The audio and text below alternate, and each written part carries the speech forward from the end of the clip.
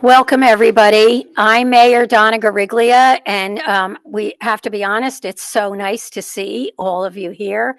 We would love to see at our township committees this type of um, people showing up in these numbers, so I'm really happy to see you all here.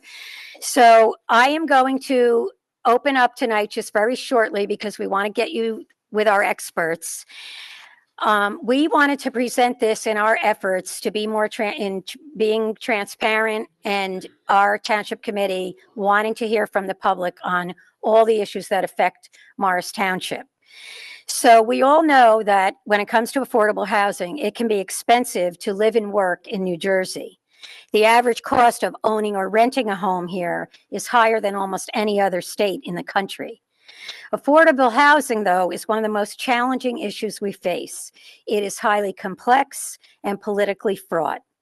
As part of our ongoing effort in providing this transparent governance and helping us educate our residents on the very topics that affect you, we are offering an overview of affordable housing, the issues, the new law, and how to address this topic right here in Morris Township.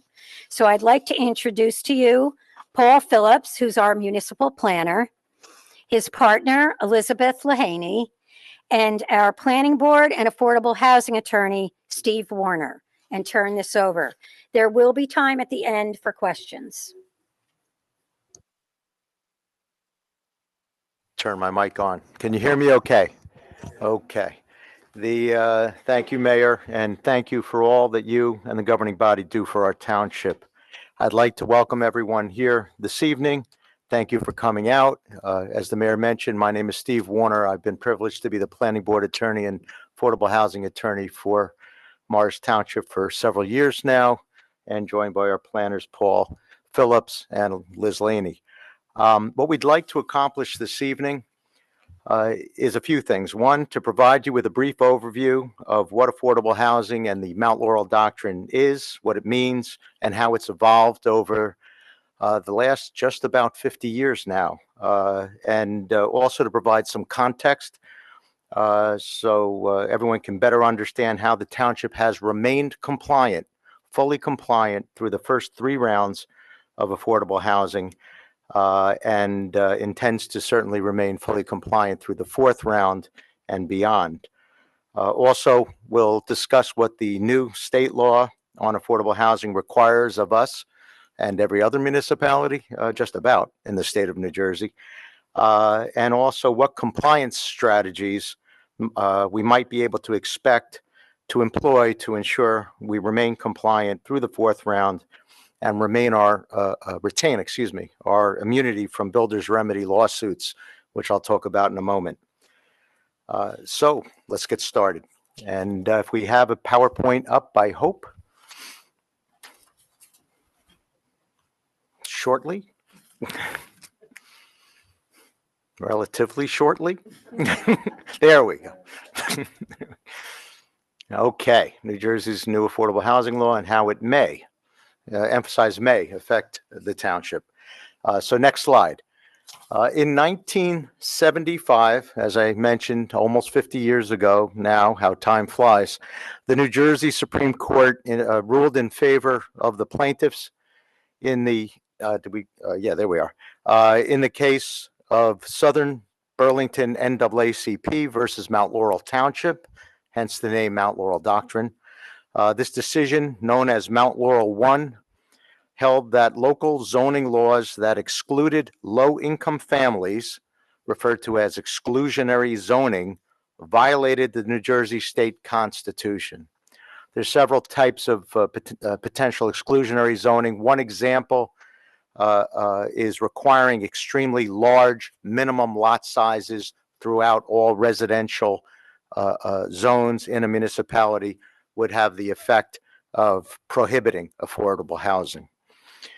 The Mount Laurel 1 decision required that all municipalities must plan, zone for, and take affirmative action to provide realistic opportunities for their fair share of the region's need for affordable housing, hence the phrase fair share. So what exactly is affordable housing? Next slide, please. A dwelling is affordable to a moderate or low or very low income household. So it's affordable if that household earns not more than a certain limit, income limit. And moderate income housing constitutes affordable housing. And the limit there is as high as 80% of the regional median income. So you're talking about a very sizable percentage of our population, our neighbors, and ourselves. And affordable housing is broken down into very low, low, and moderate income households, and certain minimum percentages are required for compliance. Next slide, please. What constitutes very low, low, and moderate income in Morris Township and our region? And you can see, hopefully you can see the numbers there. I just want to highlight a few because I think a lot of us may think of affordable housing as requiring income limits lower, perhaps much lower than they actually require. So moderate income households, 80% of the median household average. For example, for a one-person household, an individual can make more than $72,000 and still qualify for affordable housing. $72,000 a year, that is. For a four-person household, the heads of the household can earn as much as $103,000 per year and still qualify for affordable housing. So I think it's safe to say affordable housing includes what we sometimes refer to as workforce housing, housing that allows young adults to come to or remain in Morris Township, seniors on fixed income, our teachers, our police officers, our fire and other emergency service providers. As I said, our neighbors, many of us, qualify and can avail ourselves of affordable housing. Next slide. And you may be surprised perhaps at the range of rents and sale prices for affordable housing, what qualifies. Significant amounts are required to be paid for rents and sale prices, notwithstanding the fact that the housing is affordable. One-bedroom rents can range as high as over $1,000 a month. Sale prices for a one-bedroom townhouse affordable housing unit can run as high as over $150,000. And for three bedrooms, as you can see, almost $1,500 per month in rental could be required for an affordable unit, a three-bedroom affordable unit, and well over $200,000 for a three-bedroom townhouse. So affordable housing renters and owners are paying significant amounts for their housing, notwithstanding that it is affordable housing. Next slide, please. So from 1975 to 1983, I remember those years well. But I'm not going to tell you what I was doing. I'm going to tell you what was happening with affordable housing between those years. After the Mount Laurel 1 decision in 1975, basically affordable housing was handled in an ad hoc litigation method throughout the state. Because as important as the Mount Laurel 1 decision was in proclaiming, as and rightfully so, that exclusionary zoning is unconstitutional, there was no teeth in the doctrine, and there was not state legislation behind that judicial doctrine, and there was not an administrative process to monitor compliance and ensure compliance to enforce that doctrine. So in 1983, the Supreme Court had the opportunity and availed itself of the opportunity to resolve those problems. And in what has become known as the Mount Laurel 2 decision, the Supreme Court reaffirmed that municipalities have a constitutional obligation to provide realistic opportunities for the construction of each municipality's fair share of low and moderate income housing.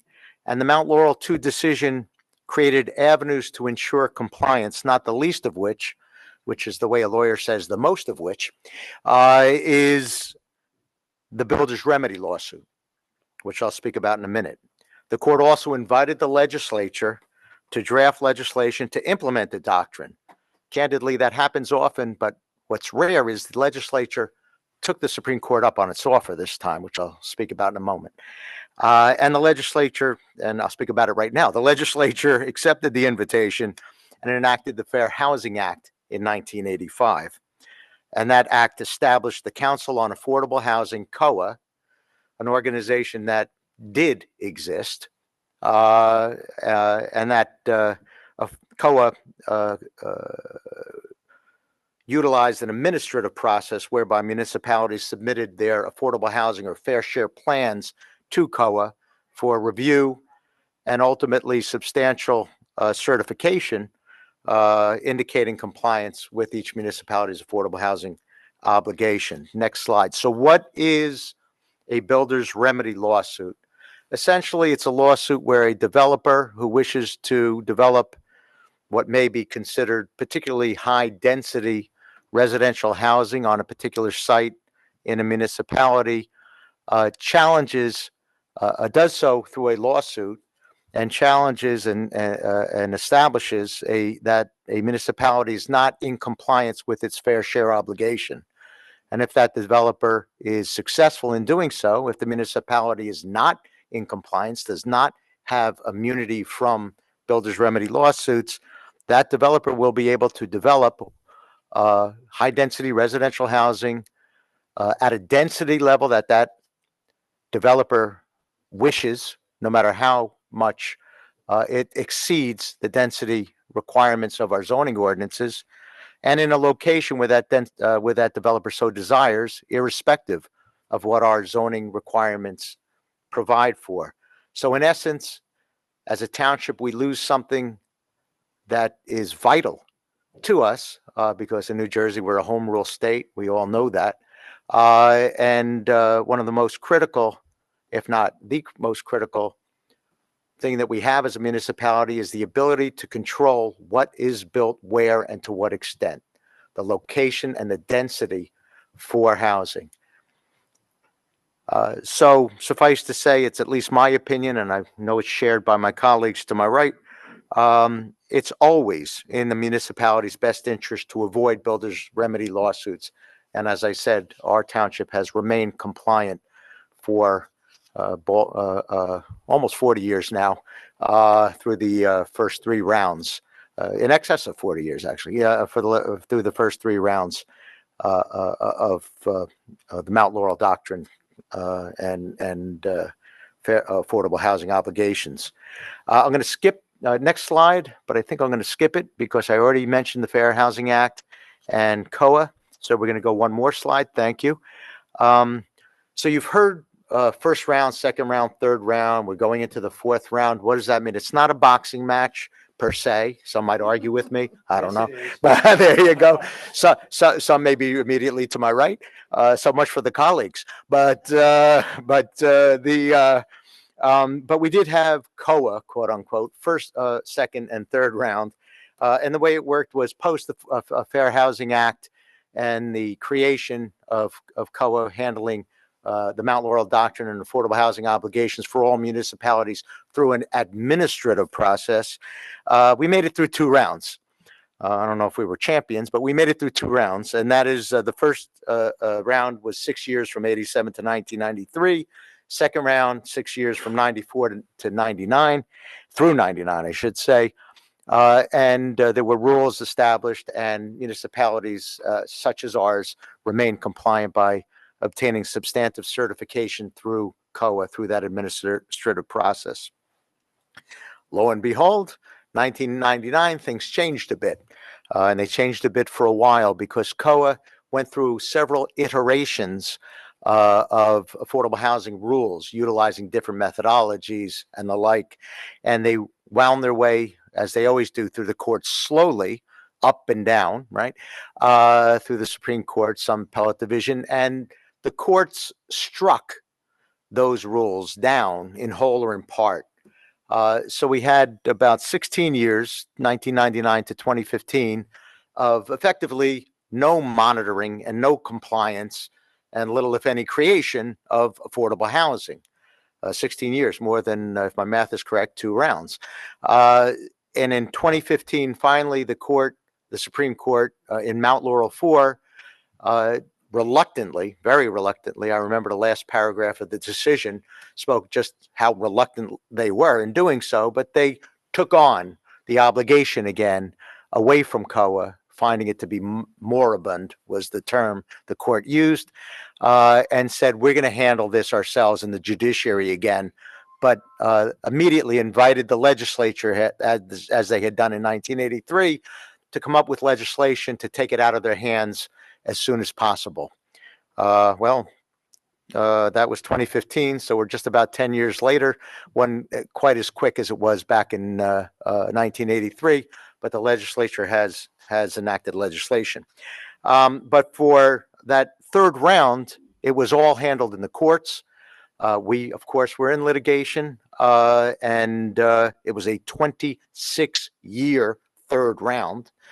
Several times the magnitude of the first 2 rounds combined, and we were able to resolve our litigation through a settlement process, which my colleagues will get into more in a moment. Next slide. Before I get, this is the suspense building, can you tell? Before I get into the 4th round legislation, I just wanted to briefly talk about one aspect of our 3rd round obligation. The rest will be handled by Liz and Paul. But this particular obligation resulted from a separate litigation, separate from our declaratory judgment action that we and 350 other municipalities had to bring to get compliance with the 3rd round. Many may know and recall that there was a litigation involving the Red Bulls. And I won't get into all the details or anywhere near all the details with respect to that litigation. But in broad strokes, we had amended our general development plan and provided for zoning for the Red Bulls to bring their state-of-the-art facility to approximately 81 acres in the center, if you will, of the former Honeywell headquarters site. And lo and behold, even though there was already a residential and affordable component for that entire tract, the Columbia development is part and parcel of that, Fair Share Housing Corporation decided to allege that we should now have an additional obligation for affordable housing for the Red Bulls tract. We disagreed. We vigorously disputed that. We even moved for dismissal of the case at the outset on the pleadings. However, for a variety of reasons, one of which was there was a similar case where they took a similar approach in Madison and were not successful in disposing of the case on the pleadings. So it would have been a long litigation. It would have been a costly litigation. And frankly, by the time we won, the Red Bulls opportunity would have come and gone. And there was no guarantee of winning. So the decision was made, and rightfully so, to resolve that case by way of settlement. And the settlement provides for a 50-unit, 100% affordable development on county-owned property located behind and adjacent to existing supportive and affordable housing developments on Ketch Road near the intersection of Hanover Avenue and also adjacent to other county buildings. As you may know, with 100% affordable housing, for every unit, you get credit at least for 1 unit. There's bonus credits, which my colleagues will talk about in a minute.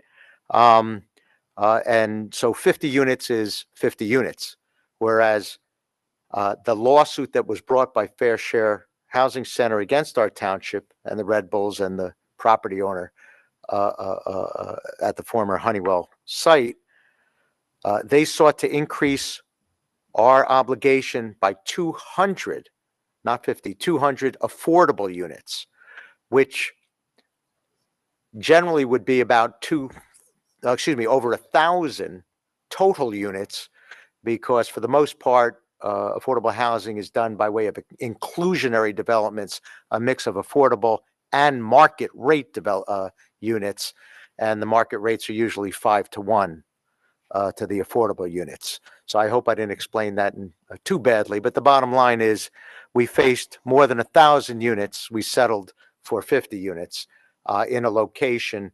that made sense with the county, and we thank the county for stepping up and committing to provide the land, effectively at no charge to the township, so that we had site control and ownership to be able to make that project go forward.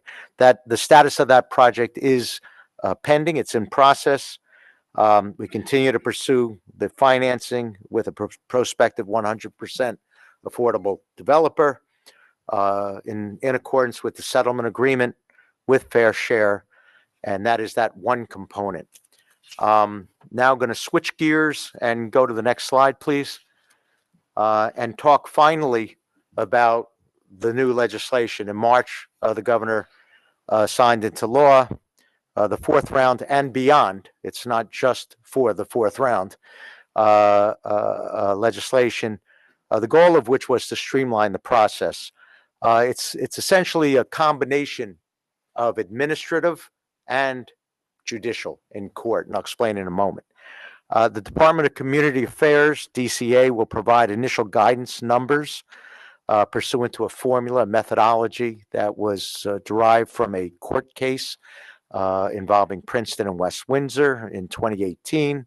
That methodology is in the statute. They'll provide the numbers, and there is a new affordable housing dispute resolution program, mediation through the court.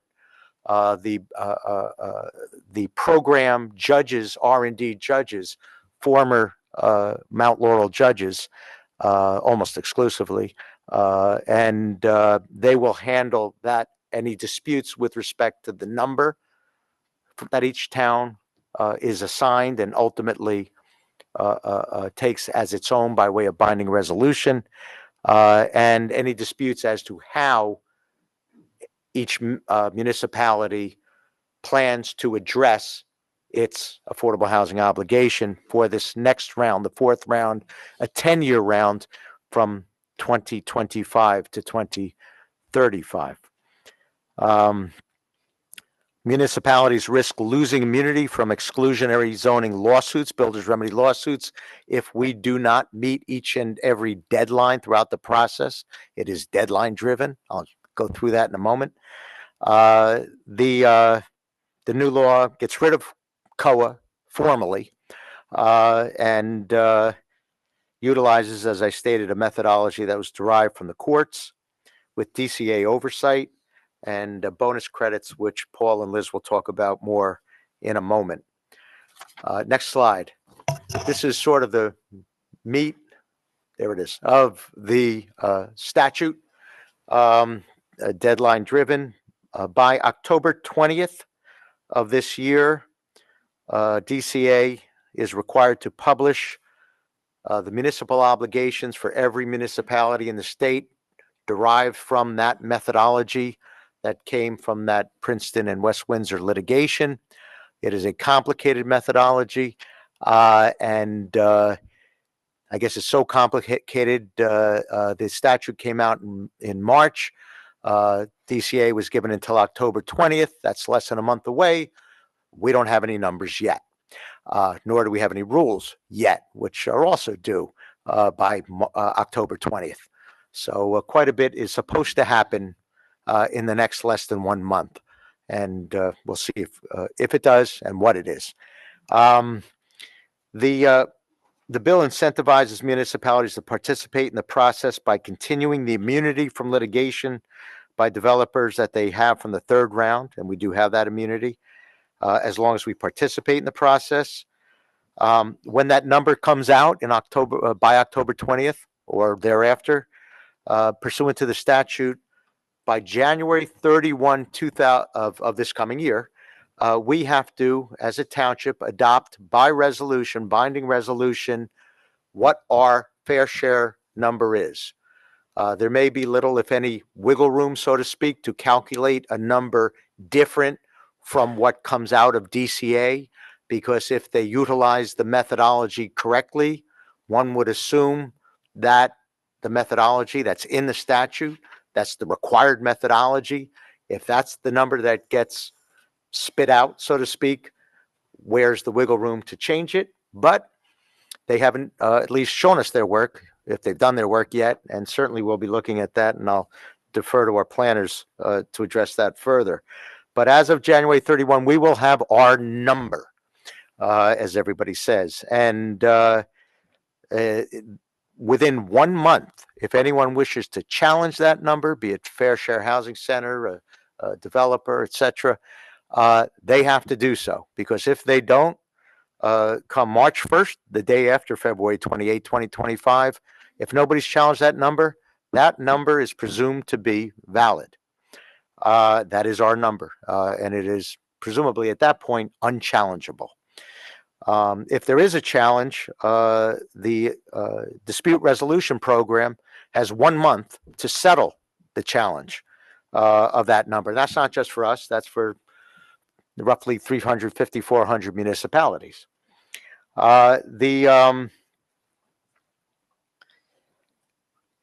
The key date after that is June 30th, 2025.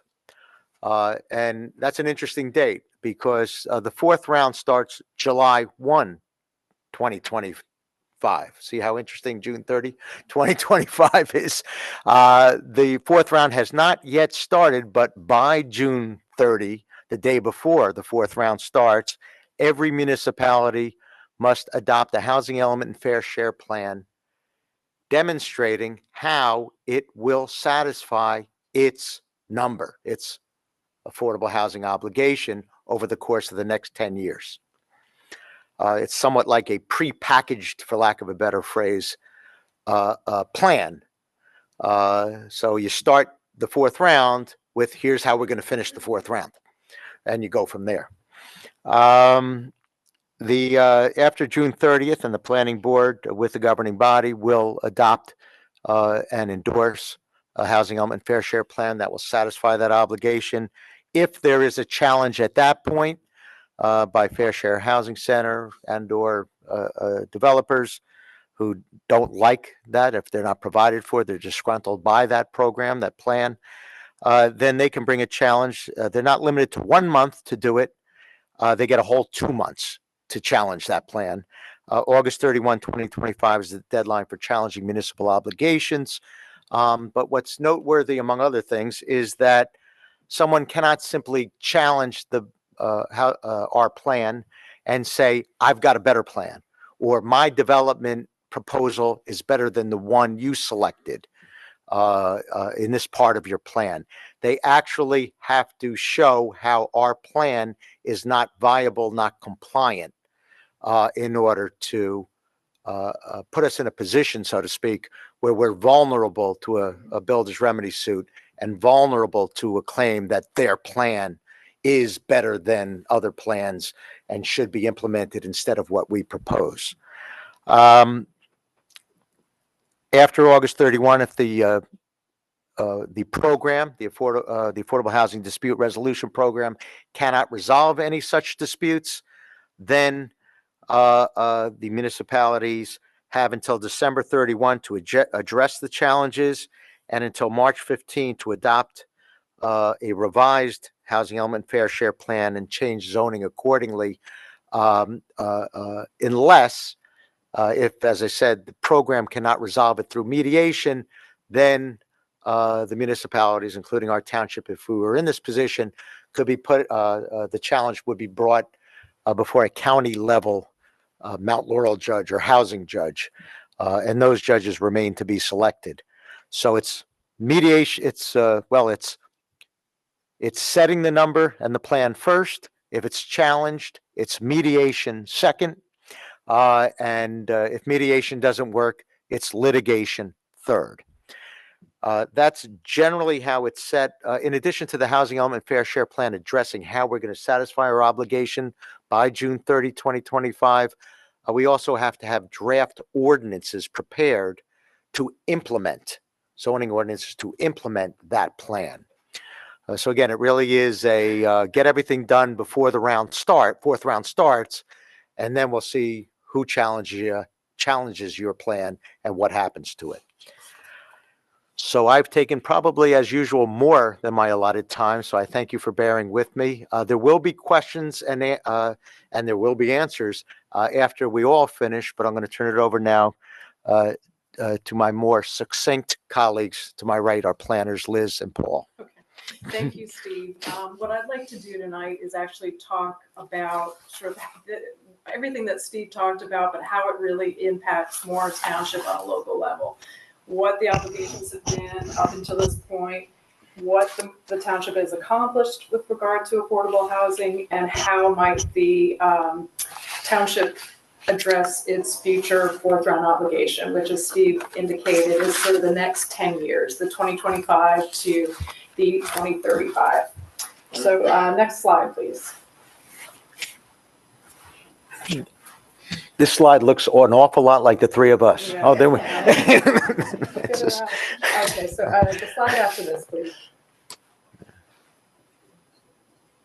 Okay, so I just starting with the basics. What is a municipal fair share obligation? And it's really comprised of three components. The first is what's called the present need or rehabilitation obligation. This is rarely talked about. It's really litigated. It's really fought over. But it's basically existing affordable units that are in the township already. It's not about creating new units. It's about rehabilitating and upgrading units that are maybe considered substandard, but are occupied by low and moderate income households. So an obligation is given to each municipality to address this rehabilitation obligation in each round. Just to note, oftentimes at least half of the obligation is covered by the county because the county gets HUD funding to actually assist homeowners in, making major renovations to their homes if they were maybe otherwise would not be able to afford those renovations. So the next is the prior round obligations. And so this is all of the other three rounds of affordable housing that Steve discussed. So everything's the obligations starting from 1987 through 2025. And so, this is, we'll talk about this in a second, but this is just everything up until essentially today, or really actually, I guess, July 1st or June 30th, 2025, July 1st, 2025. And then the third component is the prospective need, the prospective obligation. That's the next 10 years, the 2025 to 2035. And, that's really where I think most of our focus will be, what most of the planning is going to be working on towards addressing. So next slide, please. Okay, so I'm sure nobody can read that because I can't read it from here. But it is, how has the township addressed its previous obligations? It had an obligation for the first two rounds, that's 1987 to 1999, of 293 units. The township was able to address it through a variety of ways. There are a number of affordable housing projects in the township. There were group homes and supportive housing that was able to be used to meet it. And there also were bonuses that the COA rules permitted, and I will discuss shortly, will continue to permit, that were able to be utilized to meet this obligation. And the township came into the third round with over 100 unit surplus, so 116 unit surplus. Now, the third round obligation, and I'm going to just sort of leave the Red Bulls litigation out of this and pretend like it never happened, because it complicates it a little bit. But essentially, Morris had an obligation of 400 units for the third round. I'm going to talk about in a minute how the 400 units came to be, because it actually could have been much worse. But it was an obligation to address 400 units. And so the township was able to address this through the surplus, the 116 surplus credits. There were bonus credits that were used. There are 100% affordable housing projects through the County Housing Authority and Homeless Solutions. And then there were components of larger market rate, larger projects that had a market rate component and an affordable housing component, like on the former Honeywell site or the former Colgate site, which I know have new names, but I don't know what they are. But that's how I remember them anyway. And at this point, the numbers on that table will show you that about 80% of the units are actually complete and occupied for what was proposed and what was approved by the court to address this obligation. Next slide, please. So what will the fourth round obligation be? That's the big question, right? For Morris and really just about every other municipality in the state. And as Steve has said, DCA is going to be issuing numbers October 20th, so less than a month away. One thing to note per the legislation, the numbers are not binding. So there's an opportunity for the township to challenge. You have 100 days, and there are things like the holidays in between. But the one thing I think we have to, and as Steve mentioned, by January 31st, the township, the governing body, has to adopt a resolution sort of saying, yes, this is our number, this is what we believe our number to be. And when I say our number, I'm really talking again about the 2025 to 2035, because the previous to that numbers have already been litigated and hashed out and accepted. So it's really, what we will say and agree is our 2025 to 2035 number. So the next slide, please. So how does DCA come up with the number? And honestly, it's complicated. It's very complicated. People claim to understand it, and I mostly don't believe them. But it was in the third round. There were 2 lengthy court cases by experts who are, experts on this, disagreeing over which data sets you're supposed to use, how you're supposed to interpret this data. But I think, as Steve's mentioned, that per those court cases, particularly the one in Mercer County, and then per the legislation, the new affordable housing law, the methodology question has, we think, been mostly, who knows, put to rest. It's baked into the statute, as they say. It's baked into the statute. Yeah. So just to give a very broad overview, because honestly, that's all I am capable of giving, which is that they essentially use census data and they use tax assessment data. And they average 3 capacity allocation factors. And this is all in the new law. And so there's income capacity, and that's sort of looking at the median income of a municipality versus the median incomes of other municipalities in their region. The non-residential valuation factor, which is essentially the difference in the assessed valuation of non-residential properties between 1999 and 2025. And essentially what it's trying to do is, if there is a big assessment, meaning a lot of non-residential development was produced, that is, I think the rationale is that means that jobs were created, that these have become job centers. And the idea is to move housing towards where people are working. And then the final allocation factor is developable land. And that's, again, what your developable land is within the context of your region, compared to your region, with the idea, of course, being that municipalities that have more developable land can accommodate more affordable housing. So again, as I said, Steve and I both would agree, I think that you are able to challenge the numbers, but it would be potentially foolhardy to challenge the methodology, I think, at this point. It would be very difficult and potentially lengthy. However, thankfully, there is a process which the township can use, and which the township has used in the previous rounds, to reduce the obligation, and that's called a vacant land adjustment. So if you could go to the next slide, please. So what is a vacant land adjustment? It's basically a process that's undertaken by the municipality. You essentially have to demonstrate to the court or to DCA or whoever it is who's looking over your work that there's not enough vacant land, that you've given us an obligation. There's no way we can accommodate that. And so essentially you look through, we do it through tax records. You look at all the vacant properties, and then you start to look at, well, what's on those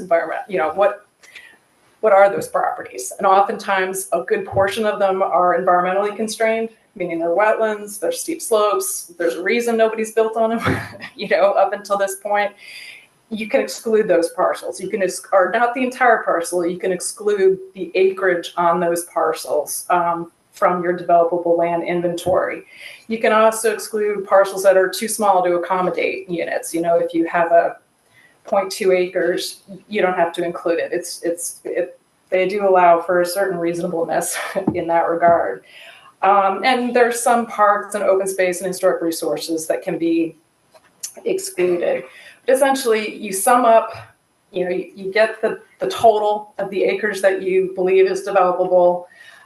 You have to assign what we call a density, or how many acres, how many dwelling units per acre can be, accommodated.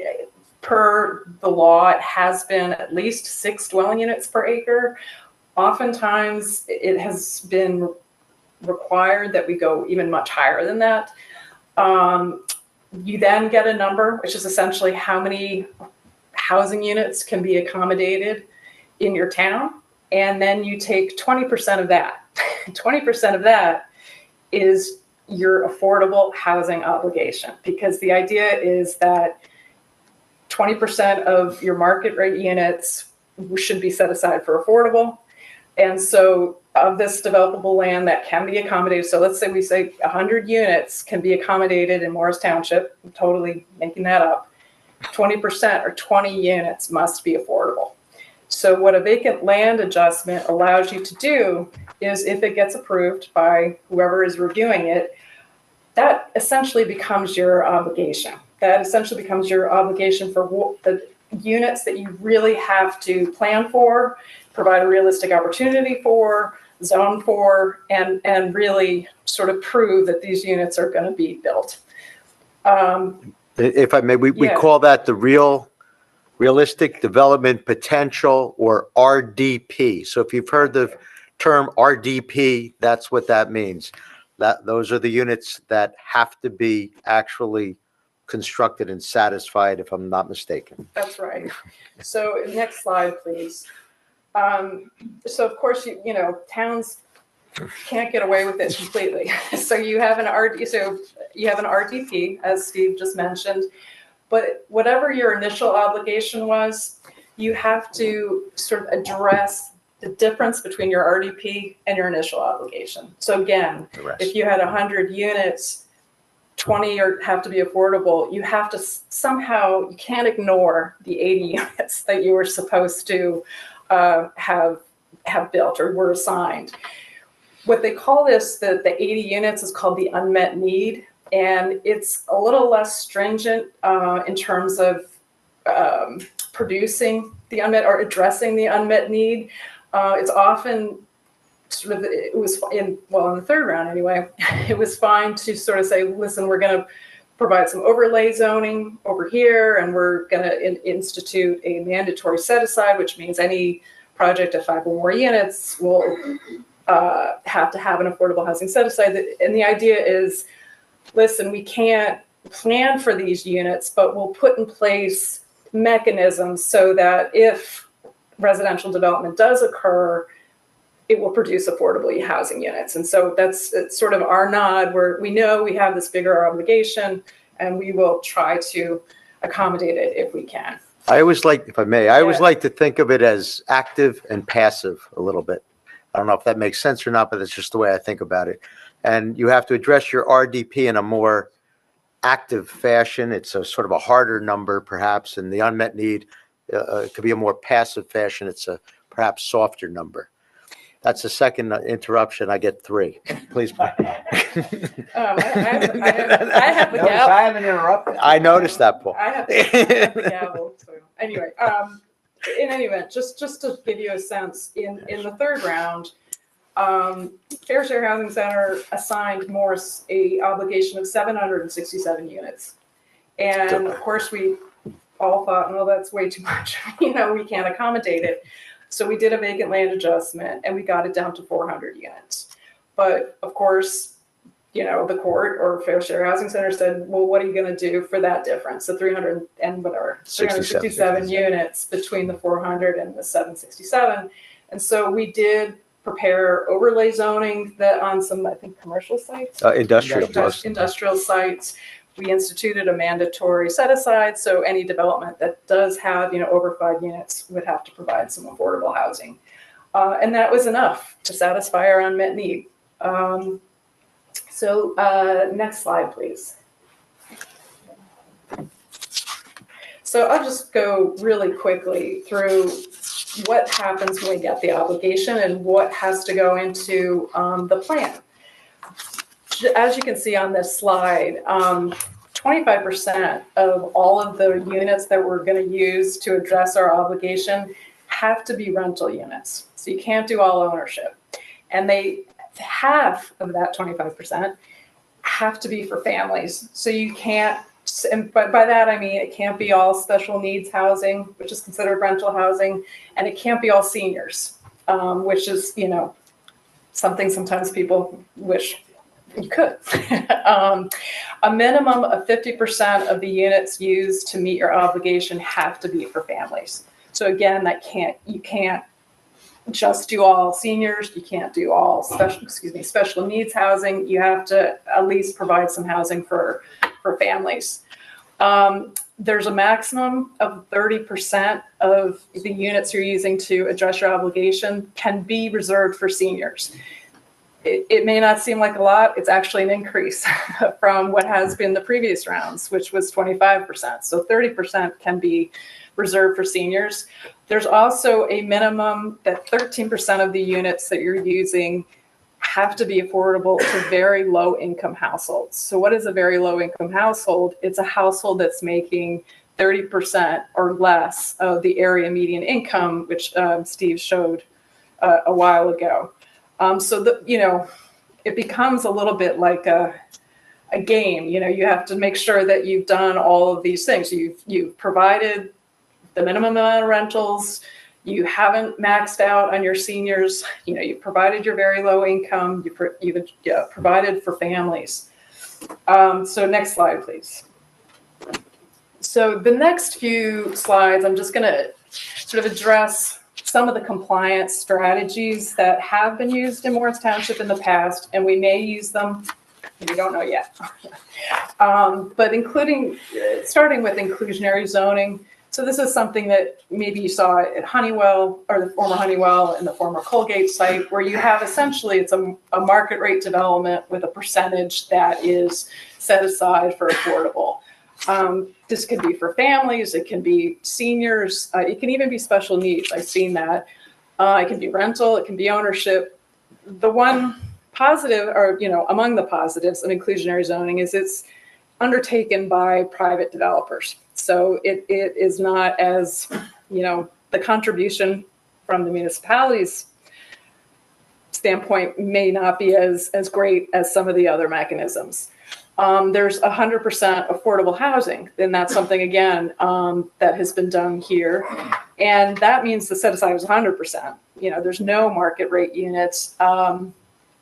It's typically, and actually I should say both of these are typically done through rezoning or redevelopment plans to allow this type of development. Again, 100% affordable can be for just about every group, and rental or ownership.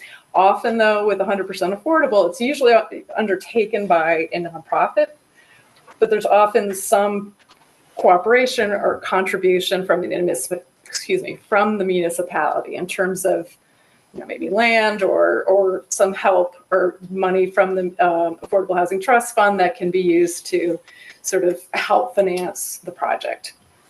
Next slide, please. So supportive and special needs, this is typically group homes. You already have several within the townships. Oftentimes people don't even realize that there are group homes within their community, but you can use group homes to address your obligation. They count as rental units and they're credited by the bedroom rather than, so it's some group home has 5 bedrooms. It's not 1 credit, it's 5. Then the next one is transitional housing.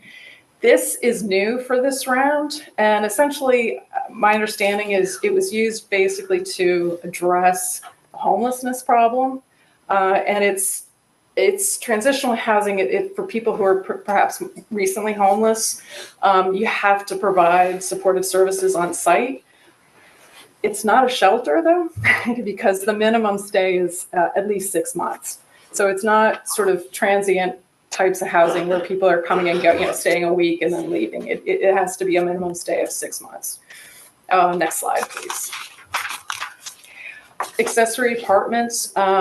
This is something, this is people have apartments over their garage, or they have a guest house even, or something like that. It seems like it would be a very easy way to provide a lot of housing.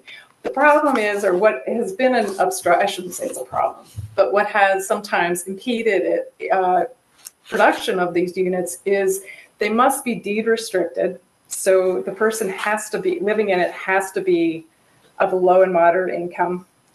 And it has to be what they call affirmatively marketed, which means that you can't just say, well, it's my mother and she's low income, I want her to live here, and that counts. It has to be, well, we went out to the whole region and advertised this unit, and we essentially weren't being too selective, I guess is one way of putting it. So there are accessory apartment programs that we've worked in communities that have done them. They haven't always been as successful as you would think. There's also by law a minimum municipal contribution. Market to affordable.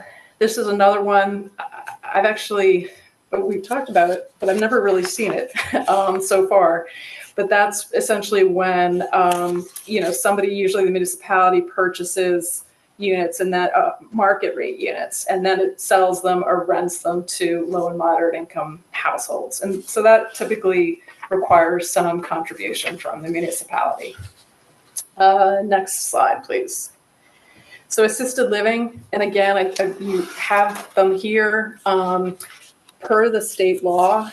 Every assisted living facility has to require or has to provide, of all the beds in the assisted living facility, 10% have to be for recipients of Medicaid waivers, and those recipients count. Those beds count because the unit of credit is the bed. So if the number of Medicaid beds count as affordable housing credits, and they're counted as senior credits. So they go towards, when I said the maximum 30% of seniors. So it would become under that 30% umbrella. The next is extension of affordability controls. This is when affordable units, the deed restricting the units to being affordable. They usually have expiration dates. If that expiration date is occurring during the round, between 2025 and 2035, there's an opportunity potentially to extend that affordability control on the different units. And for every affordability unit that you extend, you get a level of credit. Next slide, please. If I could use my third and last interruption real quick. Yes. The drive Paul crazy, and that's not the only reason I do it, but it's one of them. The term municipal contribution was mentioned a few times, and just to be clear, if and when our township has to make a contribution for 100% affordable housing project or what have you, The those monies come from our Affordable Housing Trust Fund. And the monies for the Affordable Housing Trust Fund come from residential and non-residential developers who get approvals from our land use boards. And in order to develop, the significant fees have to be paid. And that money is not only received, hence not tax dollars from our residents, but not only received by us, but it has to be used. It's hot and burning. You have to spend it. So I want everyone to understand that that's where the municipal contribution comes from. Also, I will say that there's other funding sources, grants, low-income housing tax credits, and the like, to help reduce any potential necessary municipal contribution. And the township, and I know I'm not objective, but the township does a phenomenal job in all aspects of affordable housing, including maximizing that Affordable Housing Trust Fund and utilizing it appropriately. And by township, I mean our governing body and our administrators. So I think Strike three. actually, I think I got a little plug and maybe a bonus credit myself on that third one, but I'm looking around, but I'm done. Thank you. Okay, so, well, I'll try to be done by 8. I was done by 7:30. Well, plus all the interruptions. Anyway, so the bonus credits, I just want to go through that really quickly, is that you can address a portion of your obligation through bonus credits, which is great. It's helpful. And so just again, I think I mentioned this already, but for the 400 unit obligation we have for the third round, 25% of that 400 was actually just bonus credits. So it's not actually new additional units, it's bonus credits. The one unfortunate thing is I think almost all of them were rental bonuses.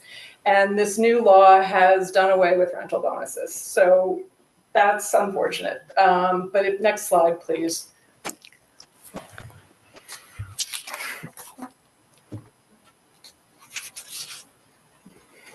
We got bored. There we go. All right. So you can still get a 1-for-1 bonus. And by that, I mean for every unit, you get a bonus for special needs housing, for market to affordables, and for 100% affordable housing developments.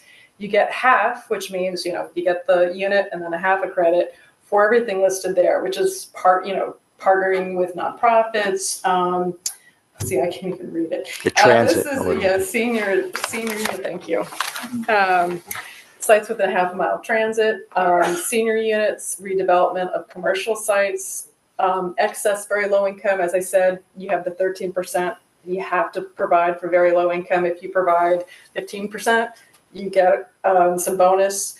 Excess 3-bedroom units, this is a whole nother story, but essentially there is state law which requires in affordable housing developments a certain bedroom distribution, and some portion of them have to be 3 bedrooms. So let's say you had to provide 10 3-bedrooms and you provide 12, you get some bonus credits for those 2 that you provided in excess of what you needed to. And then you would also get bonus credit from the extension of affordability controls. And at this point, I know we've bombarded you with a lot of information, but I think we would like to open it up for questions. I have an audience question since I haven't said anything, Steve. And that was great and comprehensive, but by a show of hands, whose head is spinning after that? It's really, all I'm going to say is they did a great job, and it's really hard not to go through all the particulars, but it's very complex. The rules have changed. We're in uncharted waters a little bit going forward because not everything in the law is clear, and this still has to kind of play itself out. But I think what's really important here is that Steve and Liz kind of went through the history, the new legislation, the fact that we have been a complying municipality through all the rounds, and we fully intend to be a complying municipality in the next round. Are we ready for questions? Yeah. The way we'll do questions is we'd ask you I will come around with the microphone to you. Be limited to just one question, and then we have all of you in here, and then we have another 50 or so people on Zoom. So we'll just go from person to person with that. Sir? Thank you. I am Alan McAlpin, 5 Armstrong Road. The question really is, where are you going to put these multifamily units? Are you going to commingle them with single-family zoning, or are you going to have a separate area that is primarily dedicated to multifamily units? The neighbors with whom I live are very interested in consistency. That is to say, that single family zoning remains just that, and that multifamily zoning is unto itself something someplace else. Otherwise, you have a tremendous amount of architectural dislocations, or for a better word, architectural mess. Thank you. I'll take a shot at that. So there's no one size fits all here. And the driving force that I think will answer your question is the vacant land analysis. When we do the vacant land analysis, we will look at the sites that are available, meet all the thresholds that Liz set forth. And we will see whether or not there's significant acreage on these vacant sites after deducting for environmentally sensitive areas. In other words, do they qualify as a site that really needs to be counted towards your realistic development potential? At that point, the sites will be looked at individually. A municipality is not obligated, even though it's part of the vacant land adjustment, to actually have inclusionary zoning on those vacant sites. But as was explained by both Steve and Liz, it's all a numbers game. And if you don't meet it there, you still have the obligation. So you got to meet it somewhere else. So all these issues as to whether the site, number one, is suitable, whether it's suitable in any form of affordable housing, and assume for the moment that it's inclusionary, what could it realistically accommodate, understanding that there may be contiguous single-family homes, what would be the appropriate density? All these factors will be taken into account when the municipality actually gets its number, does its vacant land adjustment, and then tries to put together essentially a plan to meet the obligation. And again, that plan includes all the various mechanisms that Liz went through. So there's no sort of one simple answer to the question, but all of the properties that are part of the vacant land analysis will be evaluated to determine whether or not they're suitable, and if so, whether they're suitable at what kind of parameters, meaning density, buffers, setbacks, and so forth. If I could add one thing, Paul, and please correct me if I'm wrong, but while, at least in my opinion, and I think I'm in the vast majority, the way the Mount Laurel Doctrine is enforced statewide and municipality-wide doesn't have much to do with planning. It has to do with numbers. This township, our township, and particular kudos to our planners, and I'm not just trying to curry favor after the 3 interruptions.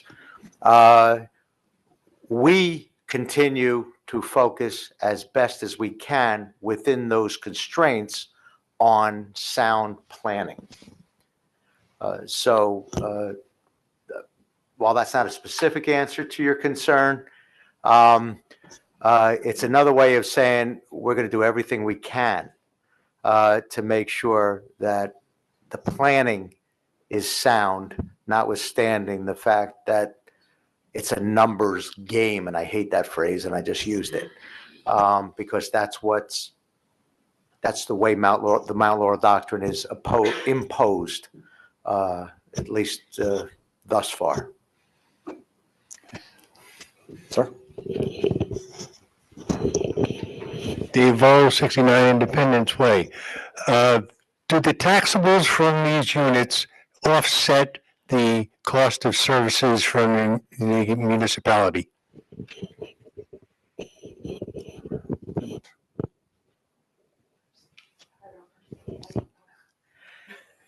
beyond the realm of affordable housing, certainly, there are property taxes, and I've never quantified the incremental additional municipal services for affordable housing versus other housing and the like, but I might be able to help. Well, believe it or not, I can help. I believe it. We have a fourth Okay. expert, and that's our administrator.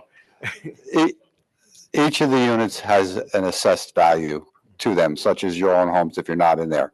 So all of those assessed values go into a larger number that we use every year to determine what our taxes are going to be.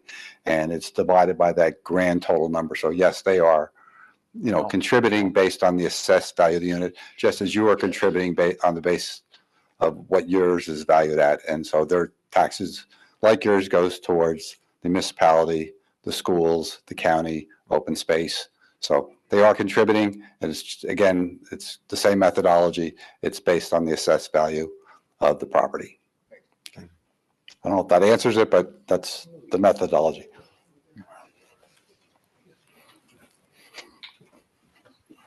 I don't know about you, but I always hope the value of my home here in the township is very high, except 4 times a year.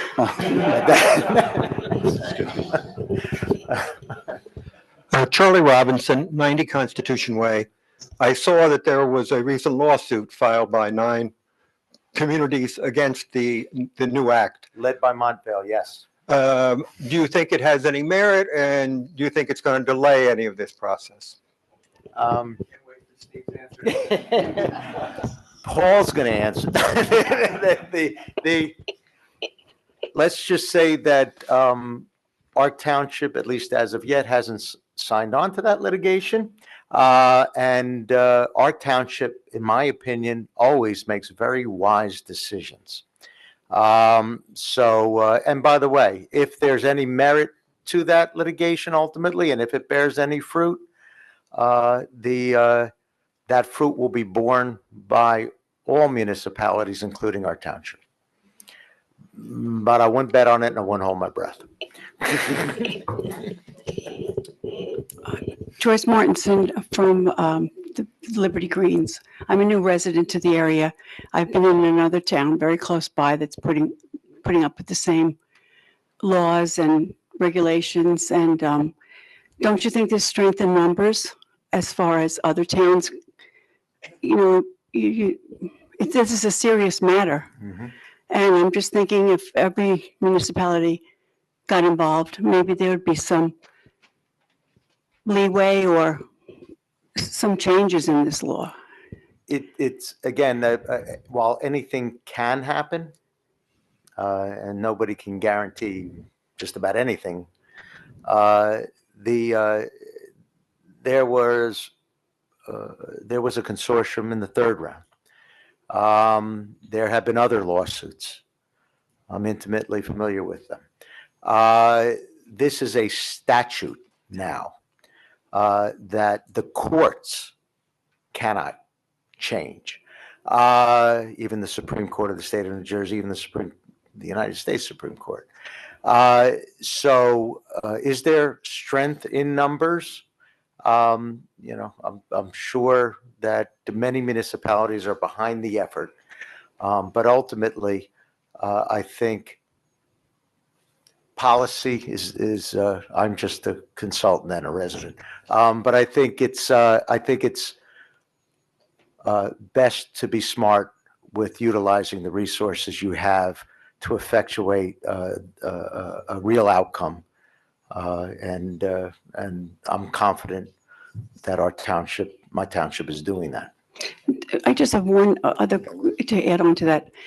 How can the residents of a town take advantage, the seniors, the young people coming out of college that fall into those realms? Is it by county, or do you have to put your name on a housing list statewide? I mean, a lot of seniors would like to stay in their town. And, they probably do qualify, but I don't know if they put their name on the list, would they be able to stay in their town, or would it be the next opening anywhere in the state of New Jersey? Well, and I'm far from an expert on that practicality. I know there are others here who could speak to it better, but I don't believe, frankly, you can get a preference, so to speak. Because, but beyond that, I can't offer much, so I apologize, but maybe others can. There is, it goes by region.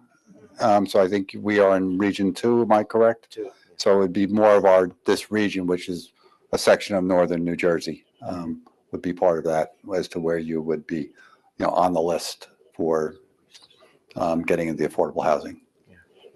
Right. I just wanted to say, so the region includes not only Morris County, but Essex County, Warren County, and Union County, right? Yeah, right? Is that right? Well, I think, Wait, no. we're southern northern, if you will, I think. It can't be like this. But in any event, it's a large, when we say region, it's not just Morris Township and the immediate towns around it. It's a much larger area. And I Several believe we have counties. resources on the website, please correct me if I'm wrong, Tim, that, where you can go to inquire. Correct. We have a number of different resources that are on our website, whether it be for sale units and using the housing partner in New Jersey to facilitate that. And then we also have on the rentals, have the Colgate, they have their own Piazza Associates that does that. We have Morris County Housing Authority, Homeless Solutions that do rentals. So on our website are a number of different resources for finding housing, whether it's to purchase or to rent. Thank you. Ryan Gorman, Normandy Heights Road. Thank you, first of all, for remaining compliant for all of the rounds. Thank you for defaulting to that. Thank you for not joining the lawsuit. Thank you for complying in all respects and spirit as well, and not wasting time and money on fighting something that really helps everyone. So thank you very, very much. We appreciate it. To the question about whether or not single family and multifamily covers housing, there's a lot of analysis out there. Basically, large lot single family homes like mine do not cover our sewer and road expenses on an accrual basis over time. Multifamily housing does. So I'm a drag, but multifamily housing actually contributes to the population. I'm wondering, as you're seeking to comply again and how you seek to comply again, how do you get feedback from members of the township who maybe, unlike the great group that's here tonight, maybe isn't able to attend things like this? Maybe some of the people who are benefiting from some of the affordable housing today, or perhaps working 2 jobs, taking care of families and whatnot, not able to come out. How does the township go about getting feedback from those groups to understand how best to comply in a way that meets the township's needs and desires? Well, I just want to make the point that we are in an effort to try to get to everybody, which, as you can imagine, does become harder. But we know with this round coming up that we do want to try to, so we on the Township Committee want to try to make the effort to get to more residents, find out families. We're going to encourage more meetings where we do ask the public. We want their opinion back. I have to be honest, sometimes in a lot of the other things we do, putting out surveys and all that, it's tough sometimes because the very people you're trying to get to or the very people that could benefit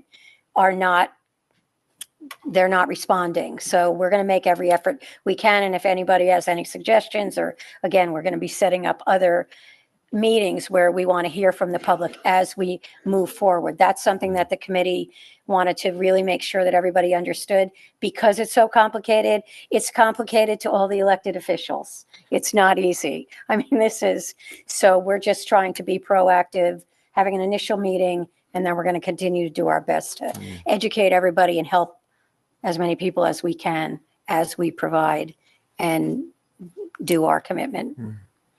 And if I may, in addition to what the township does vis-a-vis over and above, if you will, as you may know, the process itself has built in not only public meetings, but public hearings throughout. Housing element and fair share plans are adopted before the planning board after public hearing, notice and opportunity to be heard and questioning and public comment. Same with the adoption ultimately of zoning ordinances that would implement such a plan. So you have the built-in notice and public input opportunities, as well as any additional opportunities and outreach that the township can effectuate. But I think at this stage, It's best primarily in the hands, frankly, of our planners to be able to, as soon as we get these numbers, and even before, we're working on they're working, I can't take any credit. They're working on the vacant land adjustment as we speak, looking at the old one, monitoring our current status, et cetera. But certainly once the numbers come in, I think it's fair to say the vast majority of the initial work should be done by our planners, and then move forward as a township as to how best to effectuate satisfying the obligation. And thank you. Obligation has sometimes a negative connotation. It's a rightful obligation. Obligations aren't necessarily bad things. In fact, I think often obligations are the best things. They're the most important things for us to have. But I apologize. That wasn't the lawyer part of me. That was the human being. It's a different part.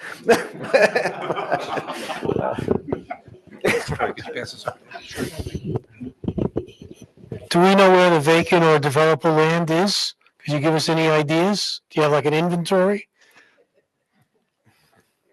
So what we're doing right now, as Steve just mentioned, we have a vacant land inventory base of information that was prepared when we did the third round.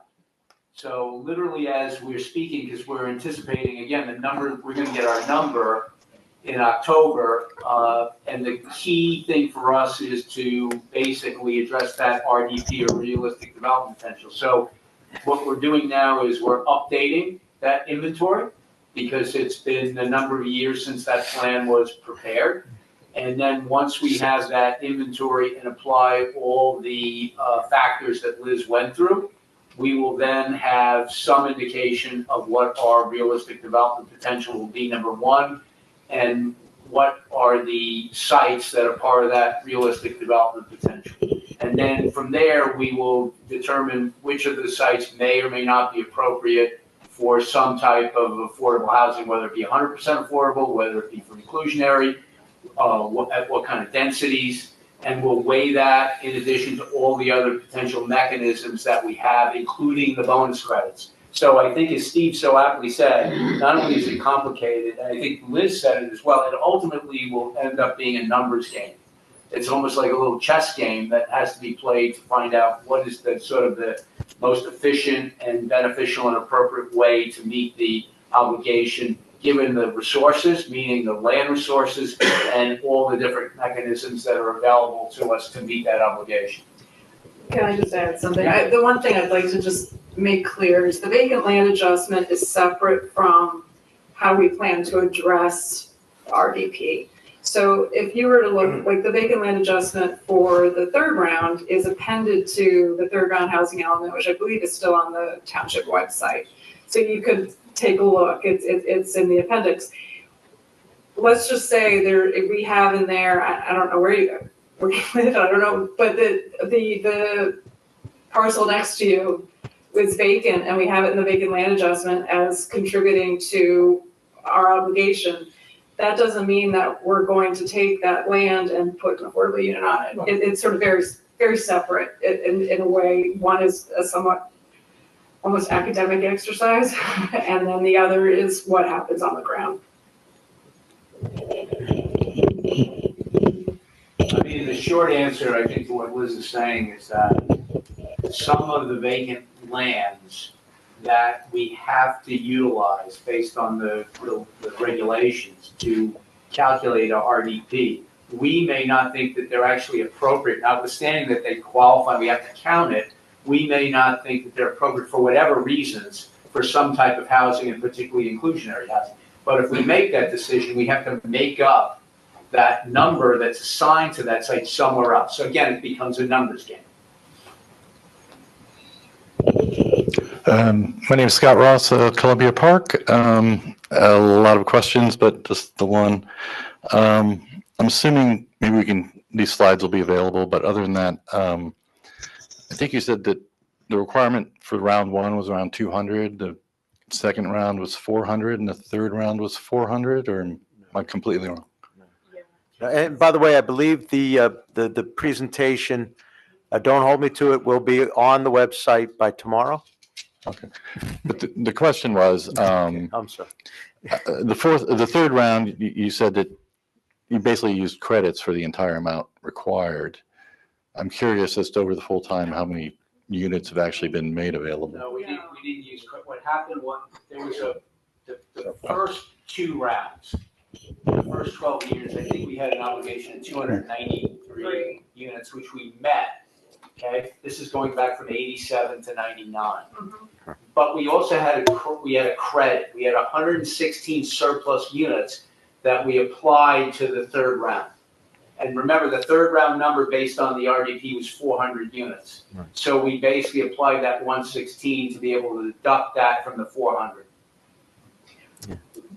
But yes, and we don't know what the fourth round obligation is. The 400 was the third round obligation.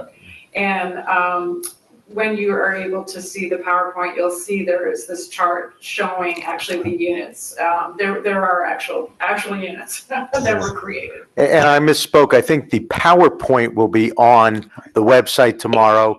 It takes longer to get the recording together of this entire evening, but the PowerPoint will be on the website tomorrow. And we anticipate the presentation as a whole beginning of next week. We have to send it to our media person to format it, and then we'll get it up on the website. Be right back.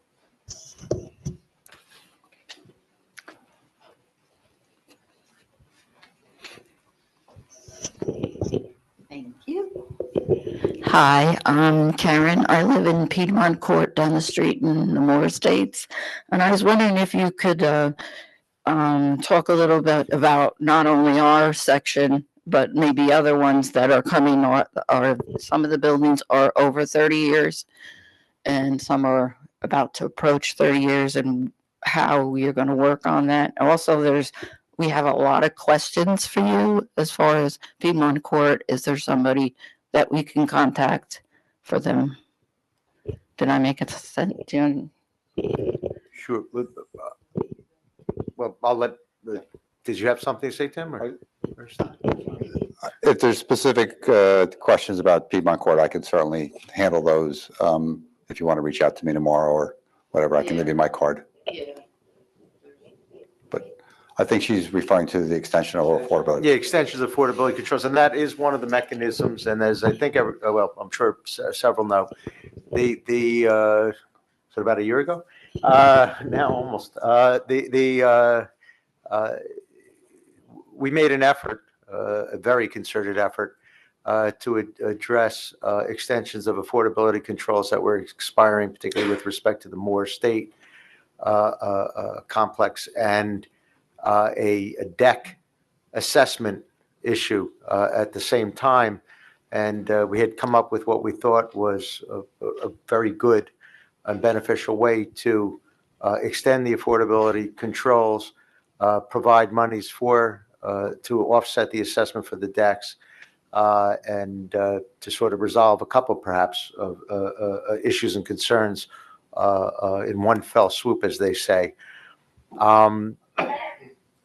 All I'll say is that the township did everything it could to be a party to such an agreement, and it required Fair Share Housing Center and the Homeowners Association also to come to the table, and one of those two did, and one of those two didn't, notwithstanding the township's efforts. So we were unable to effectuate what we had hoped to do at that time. The expectation now is that, and we're constrained in essence to do it in a more global sense with all developments whose affordability controls, deed restrictions are expiring is the wrong term, but have recently hit or will be hitting the 30-year mark. And we're going to do it in the context of the fourth round, and globally, if you will. Exactly how we do it, I can't say yet, only because, well, for a very good reason, I don't know. Just like none of us could say exactly which mechanisms and to what extent and how we're going to employ them to satisfy the overall obligation that our township is going to have for the fourth round, which we don't know what it is yet. So sorry, it's a little early, but I'm proud of the township for being this early and providing this opportunity for everyone to know what's going on and know the status literally as of today. And as we find out more and develop more, it's going to be an ongoing process, certainly for the next, my math is bad. That's why I let Paul and Liz do the numbers. 10 months or so? 9 months. See, there you go. Thank you.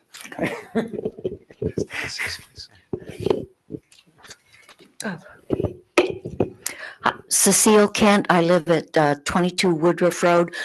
We have very large lots in this particular township. The only reason I know some of my neighbors is because I walk my dogs.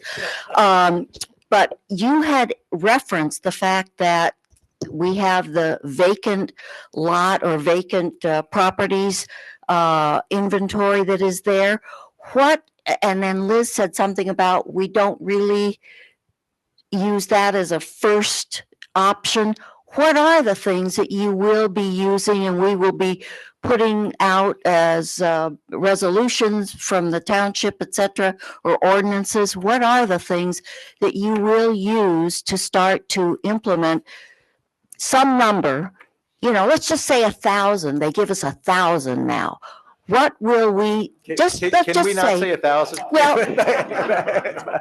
I wouldn't mind having some neighbors that are teachers Sure. or fire people or policemen or people who, that'd be kind of nice to have some I agree. neighbors like that, not all retired people who, have to walk their dogs to meet their neighbors. So what are some of the other things that you are anticipating utilizing to try to, bring into compliance our township? Yeah, I mean, certainly Liz and went through a list of different compliance mechanisms, but I guess it starts with the vacant land adjustment to see what is realistic, literally our realistic development potential, and then I think, Again, you can go through the list. I think Liz went through the list of potential mechanisms, and I think I mentioned in answer to your question some of these. Again, the key is, once we get the number, once we complete the vacant land adjustment, then we're going to look at the vacant lands potentially available and qualified. We're going to look at other mechanisms that are available to us, in addition to inclusionary development.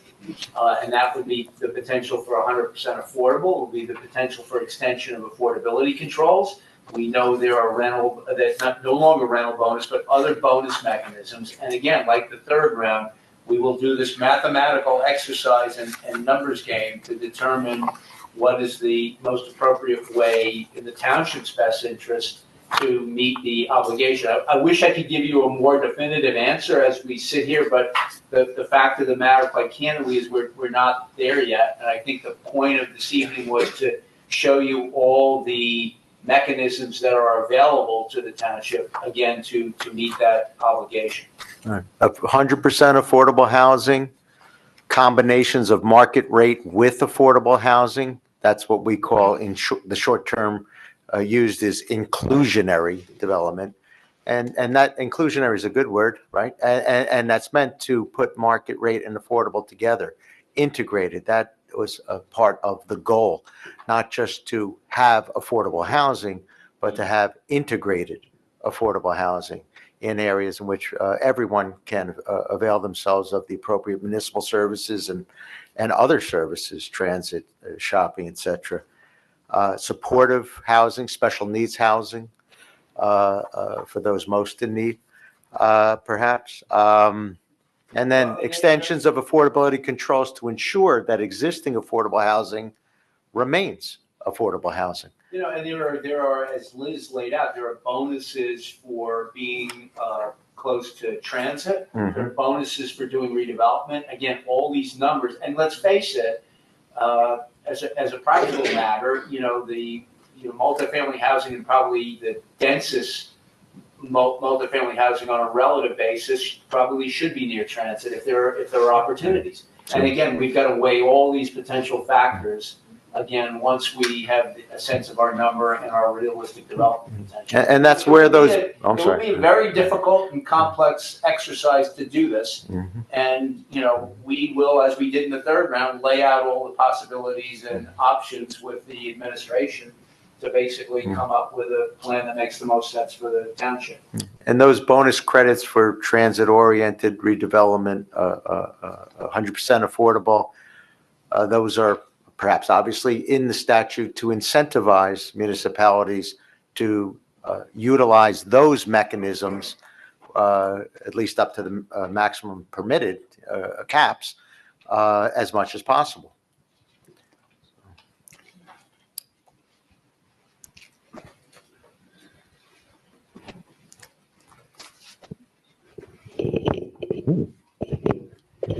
Julie Winter, 210 Mount Kimball. Can you explain to me if there's a affordable rental unit or a affordable house that was purchased, does it remain affordable forever or does that expire? Or if it's sold or a person moves out? Sure.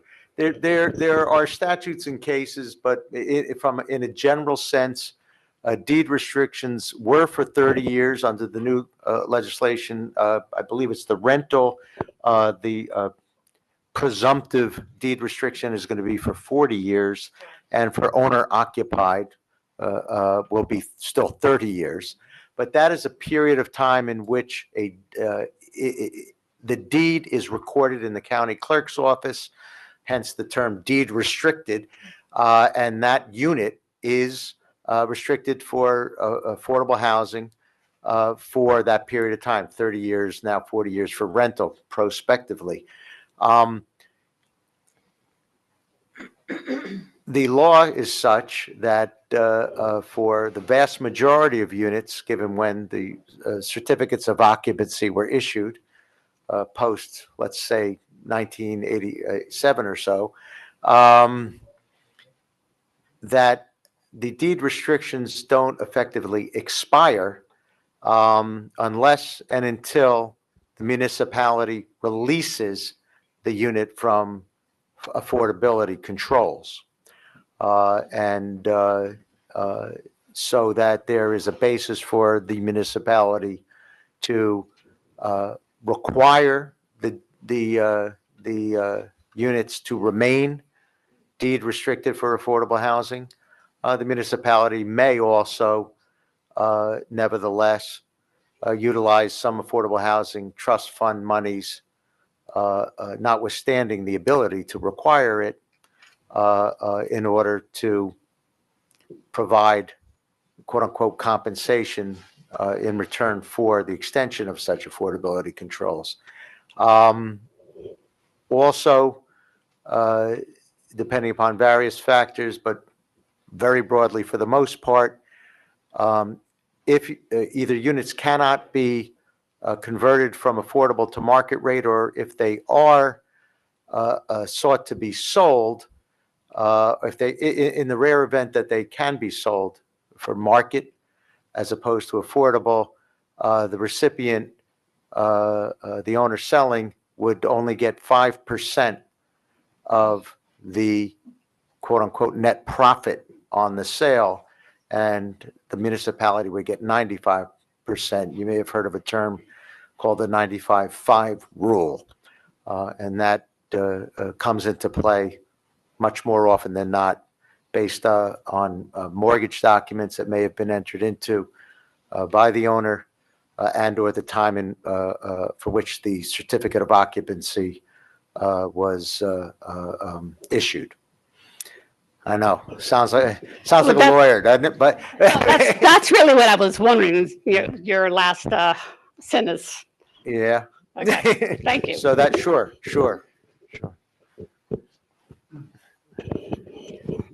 Good evening, Gina Earl, 20 Gatehouse. Thank you all, first of all, for extensive, what's really creative work on this, I'm sure, that you're doing. We, as a resident, we certainly appreciate that. I just wondered to go a little bit further. It sounds like if you take the credits in line, there's like 284 units or something right now, and maybe those other 50 on the drawing board. And I just wondered about that extension of affordability. Now my head's spinning more from what was just said, but I'm wondering how many of our current ones are at the 30-year period and are subject to that, potentially that need to have that extension to stay in the count. No, I don't have those numbers. I was going to try to answer, but I have a It's in my head. guesstimate, and I know somebody who has them verbatim. But I was going to try to answer what I thought might have been the first question, because there might have been some misunderstanding as to the current status and the numbers. But effectively, from the third round, our total obligation was 767 units. The RDP, putting aside the unmet need that can be addressed in a more, I say, passive way, if you will, that was addressed with overlay zones and the like, that 400 RDP was utilized. Basically, rental bonuses of 100. There were 100 credit bonuses utilized, and I'm cheating because I'm looking at the chart you're all going to have tomorrow. Although I think it's actually in our Housing Home and Fair Share plan already on the website, but you'll also have it again tomorrow. That total 400 units for the third round was made up of 100 bonus credits. Our planners were excellent in putting together what I call a matrix and maximizing all the bonuses and the minimum and maximum caps and the like. Ultimately, there were 300 units that had to be satisfied, some of which were satisfied, I believe, with surplus credits from the first and second round. So ultimately, there was a smaller number of units that were actually required to be constructed. And by required, I mean a fair share. When we talk about a numbers game, affordable housing is good. It's needed. Every municipality should have affordable housing. Every municipality should have its, including our township, should have its fair share. People can disagree. What is a fair share? But pursuant to the regulations we're given, we can afford ourselves of these bonus credits and the like. So the vast majority of the projects that were slated to cover that couple of hundred or so units that needed to be satisfied and by way of construction in our third round, the vast majority of them have already been constructed. Now, we could be fully compliant with 50 out of a few hundred units actually having been constructed. You're compliant if they're in your plan. And many towns out there are fully compliant. And they'll say, oh, we're just like Morris Township, we're fully compliant. Well, the vast majority of municipalities are not as fully compliant. I'm sorry, I'm morphing into being a resident and but then and being competitive, but then our township is, because our township is not only fully compliant with a plan that addresses realistically the satisfaction of our obligation, both from a realistic development potential and unmet need perspective, but we've actually constructed, I think the number's close to, if not 80%, of those units. And by the way, the rest of them, why haven't they been constructed yet? Through no fault of our townships. Where we can't necessarily just build them all. What was the movie? If you build it, they will come. Or, if you put it in your plan, they will build it. Well, not always, but hopefully they will. And if and when ultimately they don't, we'll have alternatives in the fourth round. Are there any other Sorry, I got on the questions? soapbox there a little bit again. Hi, my name's Linda Durney, and I live in the Moore Estate. And I apologize, but when you made the initial introductions of the people speaking, I know that Mr. Warner is the attorney for the planning boards and the Affordable Housing Board. Well, almost. I am the attorney for the planning board, and I am the Affordable Housing Council for the township. There is no affordable housing board, so to speak, in any municipality. Okay, that was one of my questions. Okay. And the other part of the question of two other presenters are planning board, township planners. We're township planners. Okay, so the township planners, are employees of the township. They're not volunteers. It's not a volunteer board or, Well, we're Is that- actually not either. Liz and I work for a consulting firm that's been appointed by the township as township planners, and as part of that role, we've been charged with assisting the township in putting together its affordable housing plan. And I also am a consultant per Right. se as the Right. planning board and the affordable housing attorney. But we have wonderful residents, two of which are on the dais this evening, with us, and others in the audience and elsewhere, who do volunteer their time and efforts, days and nights, to comprise our planning board and our zoning board of adjustment. But we're board and municipal professionals. And I neglected to mention, because Tim had some actual numbers that came up earlier. I apologize, Tim. Are you referring to the number of units that may be Maybe subject to coming the affordable controls extensions? Yes. It's during this next round, it'll probably be approximately 175 units. And those are the owner occupied units, not the rental units. Yeah, that would be the approximate number of existing deed restricted affordable housing units that would meet, if they haven't already, would meet the 30-year mark during the course of the fourth round. Well, that's actually a credit to the township because we started building affordable units back in 1988. Many municipalities started in the last 5 or 6 years. So, but And some not yet. and some not yet. Some are still trying to figure out their third round number, and we did it back in 2018. So, any other questions from? Could you pass this down to Mary?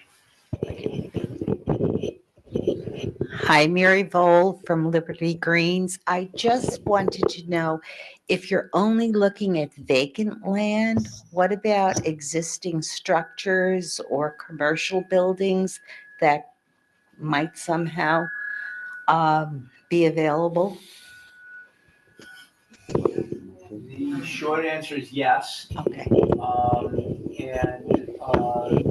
There's always the potential for redevelopment, and we do recognize as planners in our familiarity with the township that very often buildings become vacant and have not been in active use or occupancy for some time. And again, depending upon the site, the context, it may be appropriate to provide affordable housing. So that will be looked at as well when we basically consider all options. Will traffic studies be conducted, et cetera, in this process? So I think the short answer is when we're doing our initial investigation of looking at potential sites, we'll certainly be cognizant of issues with regard to impacts on neighbors, whether the site is on a road that can handle traffic as opposed to being on a local road. All those factors in terms of suitability of a potential site will come into play. Ultimately, somewhere down the road, if it becomes more of a reality in terms of a site, then we may take a little bit of a harder look at issues with regard to traffic. And ultimately, as you're probably aware, if the site is actually selected, goes into the plan and is rezoned, if someone goes forward to develop the site, then they will ultimately have to provide a traffic analysis and study and expert testimony when they would appear before the planning board. There would always, almost always, if not always, be a land use board application process that many people are already familiar with um, before anything comes to fruition.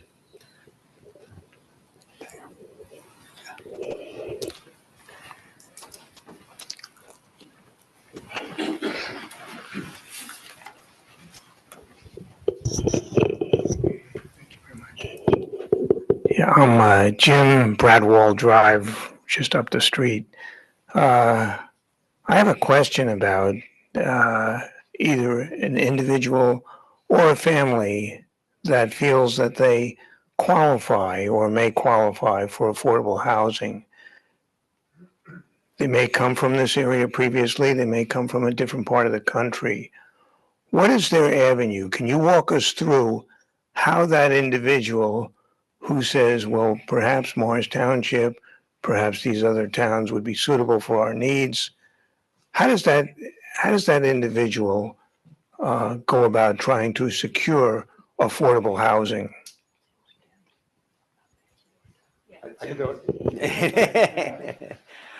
Tim needs a spot up on the dais. No. It's just useless information waiting to be pulled out. No. The township has an administrative agent for the for sale units. It's the Housing Partnership of New Jersey.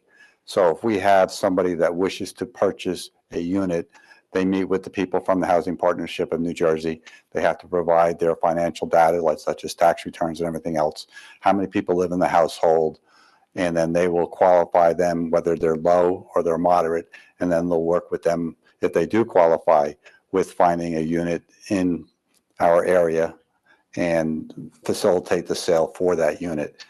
If it's a rental, and they are like we have the seniors up in Morris Mews, that is conducted by the Morris County Housing Authority. It's a very similar process. They would have to apply to the Morris County Housing Authority, again, provide their financial data. They would then look at them to see if they do qualify. If they do qualify, try to find them housing, whether it's in Morris Township with the Morris County Housing Authority. It could be, they have several places, other places in Morris County where they have available units. Those units are primarily available for seniors, but then we also have homeless solutions that we work with and Habitat for Humanity. And it's the same process.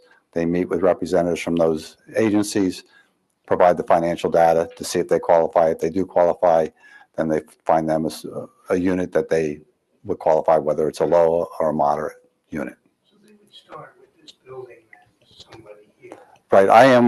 Every municipality has to have what's called a municipal housing liaison, and that is one of my roles.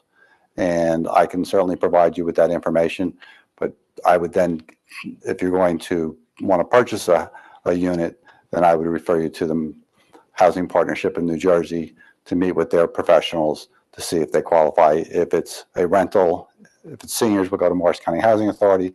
If not, we'll either go to Piazza Associates, which manages the one over at the former Colgate site, or Homeless Solutions that has several different ones, like on Jean Street here in Morris Township.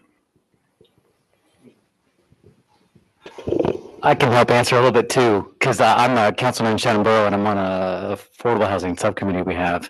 I think one of the big things about affordable housing that people don't think about is that it's based also upon income, right? So when you said the low, medium, and high, a lot of people don't know what that means. And what it is that your town has a range of income.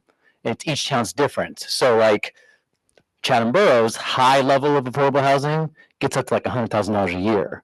That's still affordable housing. And so it's divided in Chatham Borough. I'm on the committee. I think it's based on region. And Councilman, you're not wrong. The only, I think, a mistake, just for clarity, might have been that it's not by municipality, it's by region. Okay, sorry, I apologize on the reason, but I think that's a very important thing for people to know about affordable housing, because they think it's like a bunch of, low-income people coming to their communities. It's not necessarily the case, right? And like with ours, we had the Ivy, if you're familiar with the Ivy, it was like a lottery. We had like over 3,000 people apply for like 36 spots, and they picked it based upon a lottery, and that's how it got assigned. So, I mean, there's various ways to do it. But I think that's important that, people really look, oh, it can be done many different ways. Yeah, and please do, one of the reasons we had those couple of PowerPoint slides that talked about what constitutes very low, low and moderate income in Morris Township and our region, and how much residents pay for affordable housing, be it rental or sale prices, was in particular, as I highlighted, was to show that I'm willing to bet the vast majority of people thought that the incomes were lower, and the amounts paid for rent were lower, and the sale prices were lower. Workforce housing, as I said, where affordable housing is a significant portion of, and those who qualify for affordable housing are a significant form of our, a significant amount of our population. All right, we're going to go over to the Zoom, so if anybody. We have two hands raised on Zoom, so we'll take Brian Morgan. Hi, can you hear me? Yes. Hi. So thanks. I appreciate this presentation and thanks for the work to date. Just a quick note, when the town planners begin speaking, us online, we can't hear the first 15 to 30 seconds that they're speaking. It's very, very quiet. So just a heads up, we hear the attorney loud and clear. So just want to make sure that was clear. So my question was around the Highlands. Morris Township is in the Highlands planning area as opposed to the preservation area.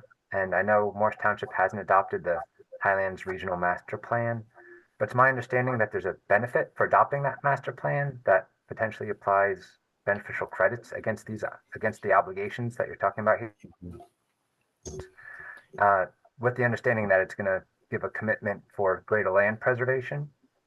I was just wondering, and I fully appreciate what other folks have said, fully appreciate that, again, there is a greater benefit to fulfilling the housing requirements, and I don't want to underestimate the general good that would apply, but I was just wondering if there's any serious consideration or investigation into the benefits of adopting that Highlands Master Plan, knowing it could be a big win for the township environment by preserving some of the open space and making the planning a bit less challenging.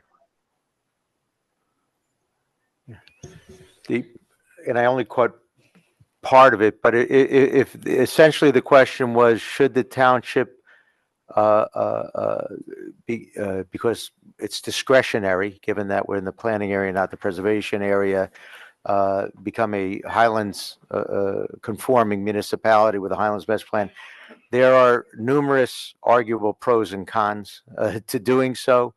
The township has considered it. And at least as of yet, has not made a determination that it would be beneficial for the township to do so. So that's really where it stands. Yeah, Brian, it's an ongoing conversation here in the township, as you know, and I know on the part of sometimes there's frustration on that piece of it, but we've had the discussion. I think we'll continue to have those discussions. And I know for a while there, when it first came up, I don't want to speak to the accuracy of if you're in, does it benefit you as far as the affordable housing piece or not? Because I know there's been discussion on that, but we will continue in the township here to have those discussions.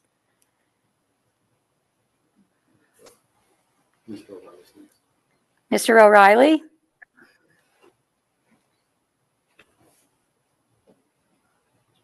Now can you hear me?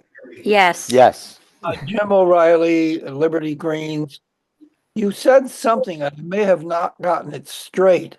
I thought every municipality in New Jersey would be subject to the affordable housing process. But you said something about 300 or so participating. Maybe I misinterpreted the context. I might be able to help a little bit. There's 564 municipalities in the state of New Jersey, only 564 municipalities in the state of New Jersey. The number I was referring to, I think in the third round, there ended up being approximately, and they're still settling some third round cases, but in the third round, their Fair Share Housing Center has settled approximately 350 with 350 municipalities, so that they have been assured of compliance with their third round obligations, and at least for the time being, immunity from builders' remedy suits. Out of the additional, I'm not going to do the math, couple of hundred. A number of those are, is it Abbott? Not Abbott. Well, Urban Aid. Thank you. I blanked. Urban Aid municipalities that, I guess, for all intents and purposes, do not have an affordable housing obligation, or it's deemed satisfied by virtue, other than rehab. So that's a portion of the additional approximately 200, and then some, frankly. They're still vulnerable, I guess, is perhaps one of the ways, if not the best way to say it, and are either in the process of negotiating resolutions or not, or having those. Chose to roll the dice. Well, yeah, and some municipalities are getting those resolutions imposed upon them. And again, to go back to one of the points I made at the outset, home rule, our township, we have control over the location of uses, including residential uses, including affordable, as well as market rate residential uses. We have control over the regulations, setbacks, et cetera, coverage, et cetera. And we have control over the location. And it's something we would never want to lightly give up, in my opinion. So. Thank you. Sure. Thank you, Mr. O'Reilly. We have one other hand raised. It's Shah or Shay. If you could provide us with your full name. Yes, hello. Shanice Wright. I live on Monroe Street. Just wanted to know if you are able to answer this question. Is there going to be any priority on long residing residents here as opposed to a newcomer who just wants to live in the area, needs the affordable housing? Or is that is it just kind of open in a lottery by region? Yeah, I think, and again, why do I always say I'm not the expert and I'm the first one to jump in? But that requires neither a lawyer or a planner, but a different professional, I think, to figure that out. But the law is such that there cannot be discrimination or preference, which is another way of saying discrimination. So you cannot give a priority or preference to residents of the municipality. But beyond that, the specifics, others can get into more detail. But the direct answer to the question is not because anybody might not want to, it's because nobody can do that. Okay. Thank you. Thank you. We have one last hand raised on Zoom. Chris? Can you hear me? Yes. All right, this is actually Terry Hedzina. I'm wondering a couple of questions and comments. Is the township being a little disingenuous? Because they were actually sued twice, back in the 1980s by Fair Housing, and that's how the Moore Estate came into being. And somewhere in the 2021, I think there also was a lawsuit brought by Fair Housing having to do with the Red Bull property because the township had not actually compiled its numbers correctly. That's number one. Were you sued? I can answer number one. This township is not, my township is not disingenuous in my opinion. Number one, but number two to number one, we did have a slide where I did explain in fair detail the fact that in 2021 we had a litigation commenced by Fair Share Housing Corporation with respect to the Red Bulls facility and the former Honeywell headquarters site, and I explained how that was settled. As far as the 1980s litigation, my apologies for not mentioning that. Frankly, I wasn't involved at the time, and I wasn't candidly aware of it. But certainly no one's being disingenuous, in my opinion. My other understanding is that there was a lawsuit brought directly aimed at questioning whether or not a township could unilaterally extend their 30-year restrictions. And according to that lawsuit, a township could not unilaterally extend the 30-year restriction on their deeds. That, if you're referring to a case in Piscataway, that decision only applies based upon when the certificates of occupancy were issued. And there are other decisions, more recent, State v. Reiter, Reiter, and others that make clear that municipalities do have the authority to continue affordable housing deed restrictions beyond the 30-year period, and that only the municipality can release same. Okay, so suppose someone bought their unit 30 years ago. No one told them the municipality had to release them. And they did their financial planning for 30 years on what they were going to do when their unit was going to go to market value. Now the township turns around to those 600 and some odd people who are due to sell theirs at market value saying, oh no, we're not going to allow you to do this. We're going to keep you in poverty. We're not going to allow you to accumulate wealth like the rest of the township can, because that's how you accumulate wealth, is through by the ownership of property as it goes up every year. So now you're saying you want to keep these people in poverty so that you don't have to build any more affordable housing in your community. In the meantime, these people have been good citizens. They paid their taxes. Chris? I'm sorry, Terry. Terry. I understand what you're trying to say. I would disagree at this time that we, the township, anybody's trying to keep people in a situation that they couldn't do better. And happy to talk to you further about this more offline, as it is 9 o'clock, and happy to take your information. Excuse me, but I have been sitting waiting patiently for all the people who were already there asking questions. I want it on the record that I believe it's immoral and unethical. And I was one of those people 30 years ago that I fought to get the Republicans out of power so that there would be transparency here in Morris Township. And we find out that the Democrats are just as bad, if not worse, than the Republicans in power. Chris, again, it's 9 o'clock, and that's really what we allotted. And I'd be happy to have a further discussion with you offline. I think you'll probably have to talk to my attorney. At this point, we are going to close the questions.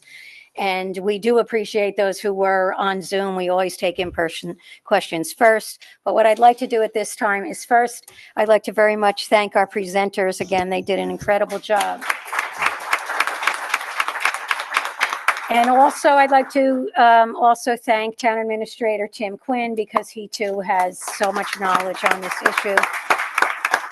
But more importantly, I think we, the Township Committee, want to thank all of you for coming out. And we believe we are the furthest thing from being disingenuous, especially in bringing this issue to you early enough so that we do get feedback. And that's our intent. So we hope you all have a great night. And we look forward to, after the planners have done all their work, and we look forward to further discussions. Yes. So thank you very much. Have a great night.